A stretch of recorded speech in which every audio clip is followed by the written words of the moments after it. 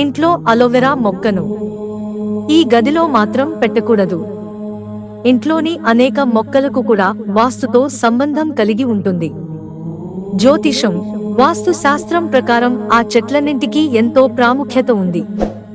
వాటిని సరైన మార్గంలో ఉంచినట్లయితే అదృష్టం తెరవబడుతుంది, కానీ అవి తప్పు అయితే అదృష్టం ప్రతికూలంగా ఉంటుంది. అలాంటి చెట్టు అలోవెరా.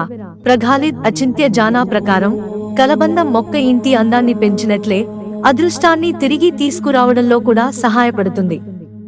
అయితే అందుకు కొన్ని నిబంధనలున్నాయి. మీరు ఆ నియమాలను పాటిస్తే మీరు ప్రయోజనాలను పొందుతారు. ఇంటికి ఈశాన్య దిక్కును అత్యంత శుభప్రదంగా భావిస్తారని తెలిపారు. కలబంద మొక్కను ఉంచడానికి ఈ ప్రదేశం ఉత్తమమైన ప్రదేశం. కానీ ఈశాన్య దిశ సాధ్యం కాకపోతే కలబంద మొక్కను ఉత్తరం లేదా తూర్పు దిశన కిటికీ వద్ద కూడా ఉంచవచ్చు. కలబంద మొక్కలను పొరపాటున పడకగదిలో, కుండీలో పెట్టకూడదని తెలిపారు. వాస్తు శాస్త్రంలో కలబంద మొక్కను పడకగదిలో ఉంచడం వల్ల ఇంట్లో కలహాలు వస్తాయని నమ్ముతారు. గందరగోళం ఏర్పడుతుంది, సంబంధం విచ్ఛిన్నమవుతుంది. కాబట్టి ఈ విషయాన్ని గుర్తుంచుకోవాలి.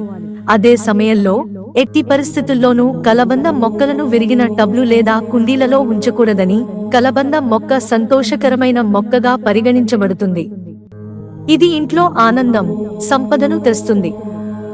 ఈ మొక్కను విరిగిన టబ్లో ఉంచడం అంటే దానిని జాగ్రత్తగా చూసుకోవడం కాదు. ఫలితం ప్రతికూలంగా ఉంటుంది. ఇంట్లో వాస్తు దోషాలు తొలగుతాయి. మిత్రులారా, ఛానల్ సబ్స్క్రైబ్ చేసుకోవడం మర్చిపోకండి. ధన్యవాదాలు.